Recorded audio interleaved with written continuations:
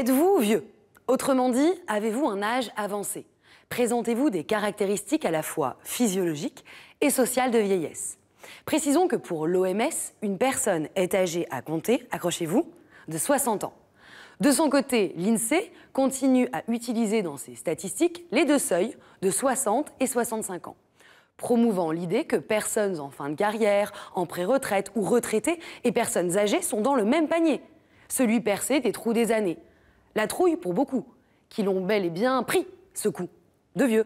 Coup O-U-P ou O-U-T, out. Oui, la trouille et la tambouille aussi. Après tout, l'âge, c'est relatif.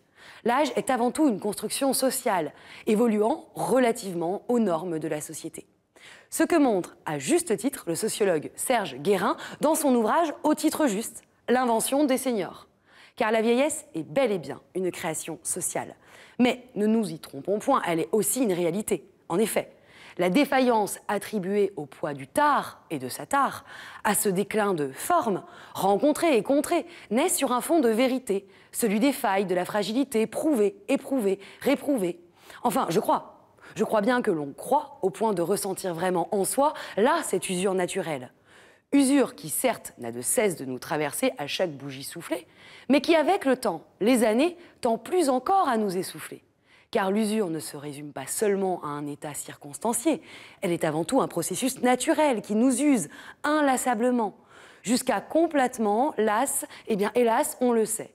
Mais tant qu'on n'y est pas, à plat, on a le temps avant d'être las. Nulle raison d'être mis à la porte, car au contraire, à tout âge, on apporte. Montaigne présente même la vieillesse comme un présent. Dans son essai de l'expérience, il ruse à penser une éthique de l'usure, à proposer une esthétique de la vieillesse.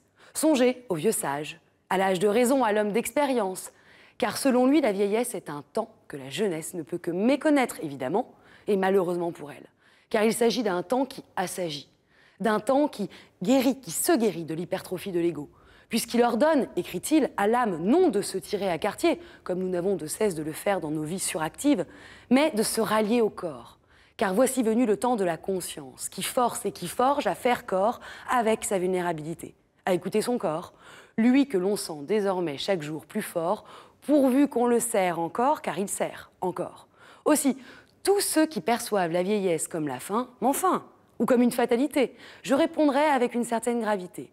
Vieillir n'est jamais une fatalité, non. Si nous sommes sûrs de mourir, nul n'est ici assuré de vieillir. Je suis désolée. Aussi, qui est vieux?